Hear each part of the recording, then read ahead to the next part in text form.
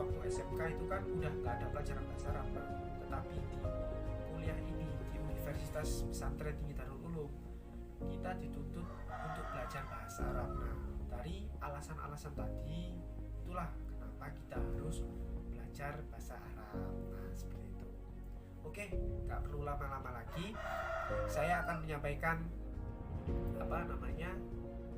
lanjutan materi dari video saya yang kemarin tadi. Silakan disimak.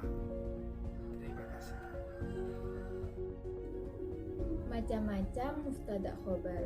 Muftada terbagi dari dua macam, bisa berupa isim mufrad atau isim mabni. Dan adapun khobar terdiri dari dua macam, yaitu mufrad dan ghairu mufrad. Khobar mufrad disebut mufrad di sini bukanlah isim mufrad, melainkan khobarnya terdiri hanya dalam satu kata. Contoh hadza kitabu.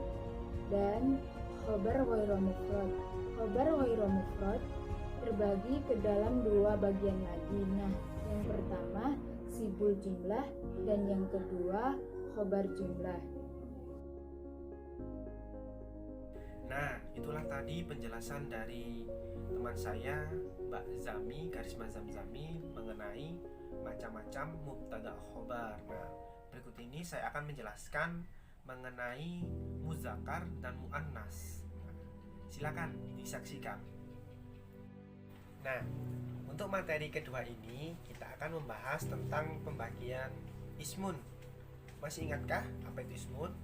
Nah, di sini kita akan mengetahui salah satu kelebihan dari bahasa Arab. Karena dalam bahasa Arab semua kata terbagi atas dua, yaitu mudzakkar dan muannas. Di dalam tata bahasa Arab dikenal adanya penggolongan ismun ke dalam bentuk mudzakkar laki-laki dan muannas perempuan. Penggolongan ini ada yang memang sesuai dengan jenis kelaminnya untuk manusia dan hewan, dan ada pula yang merupakan penggolongan secara bahasa saja untuk benda dan lainnya. Nah, inilah yang biasanya yang menjadikan bahasa Arab itu sangat sempurna, di mana ia berbeda dari bahasa lain karena lebih lengkap dan mendetail seperti itu. Berikut saya kasih contoh beberapa isim mudzakkar dan muannas. Contohnya untuk isim mudzakkar yaitu muslimun, kitabun, ibnun, bahrun. Nah, seperti itu contoh dari isim mudzakkar atau laki-laki.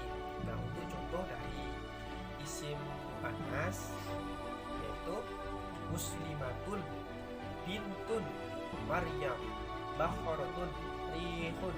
Nah, seperti itu contoh dari isim muannas. Nah, yang menjadi pertanyaannya, bagaimana cara kita mengetahui apakah kata tersebut berbentuk muannas atau mudzakkar? Nah, ini saya kasih ciri-cirinya. Tentunya bisa di-share ke teman-teman atau di-share ke grup WhatsApp, Instagram, Facebook, dan masih banyak lagi. Saya kasih ciri-cirinya. Untuk pertama, ciri-ciri dari muannas. Di sini di ciri-ciri muannas itu terbagi atau digolongkan kepada tiga jenis. Nah, jenis yang pertama tentang akhiran kata. Yaitu maksudnya itu bahwa muannas itu mempunyai tanda khusus, yaitu pada akhiran katanya. Tanda yang dimaksud adalah sebagai berikut ini: diakhiri dengan tak marfu'ah. Contohnya itu Fatimah, yakni Fatimatun. Nah, seperti itu. Contohnya lagi sekolah, jadi madrasatun.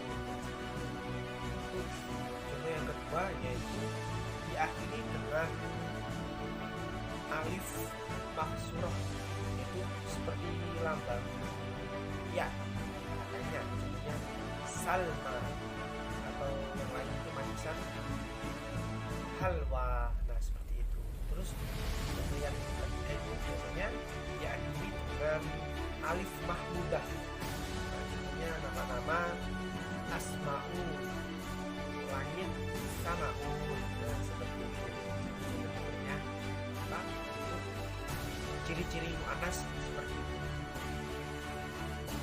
Nah, untuk yang kedua dari muannas yaitu benda tunggal ataupun tidak dilihat.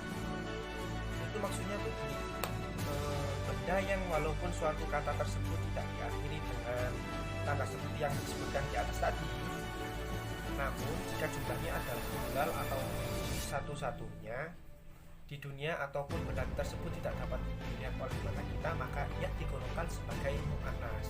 Contohnya angin itu rihun. Terus jiwa itu nafsun. Seperti itu. Terus contoh yang untuk jenis yang ketiga dari ciri-ciri muannas yaitu nama bagi perempuan seperti yang disebutkan di awal tadi ini. Maka semua nama perempuan digolongkan ke dalam bentuk muannas. Contohnya ya seperti tadi Fatimah, Zainab dan sebagainya. Tadi kan sudah saya sebutkan dari 3 jenis bentuk muannas. Sekarang saya akan memberitahu mengenai ciri-ciri dari mudzakkar. Rata-rata di mudzakkar itu semua isim selain dari muannas. Itulah dengan seluruh nama laki-laki yang termasuk dalam mudzakkar, walaupun ia diakhiri dengan tak marbutoh atau tansa dari muannas lainnya. Contohnya seperti buku itu kan diakhiri dari tak marbutoh, tetapi tetap dia menjadi mudzakkar. Tabun yang kedua hamzah. Ini kita nih harus bisa mengenali mana isim mudzakkar dan isim muannas. Karena itu akan sangat berguna dalam pemakaian kata bahasa Arab. Itulah yang bisa dikelompokkan misalkan kata-kata ataupun kalimat yang kurang berkenan ataupun salah kata.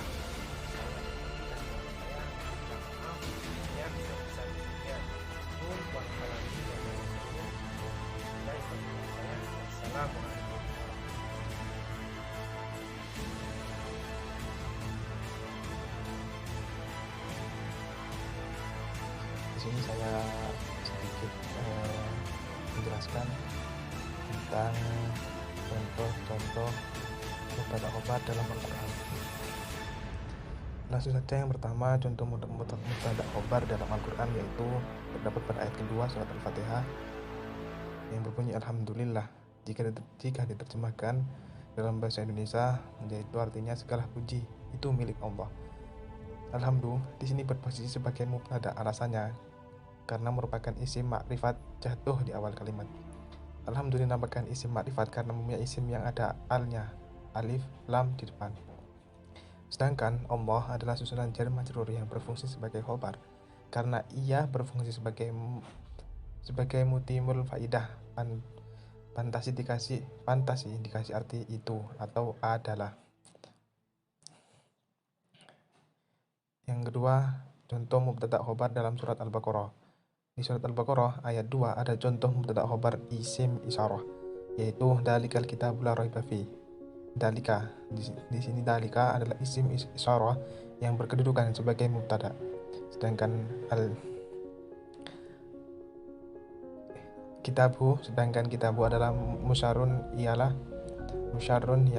sebagai atof bayan karena merupakan isim yang ada alnya, maka bisa diirobkan sebagai na'at bayan atau badal jika tidak pakai al berhukum sebagai khobar. Yang selanjutnya itu la raiba fi, jumlah diisi di sini berstatus sebagai khobar. Contoh selanjutnya yaitu ada di surat Al-Baqarah ayat 5 yang berbunyi ulaika ala huda, yaitu ulaika berstatus sebagai mubtada dan khobar adalah ala huda. Khobar berupa susunan jar majrur, baca juga perbedaan isim, fiil dan huruf. Contoh mubtada berupa masdar muawwal dan khobarnya.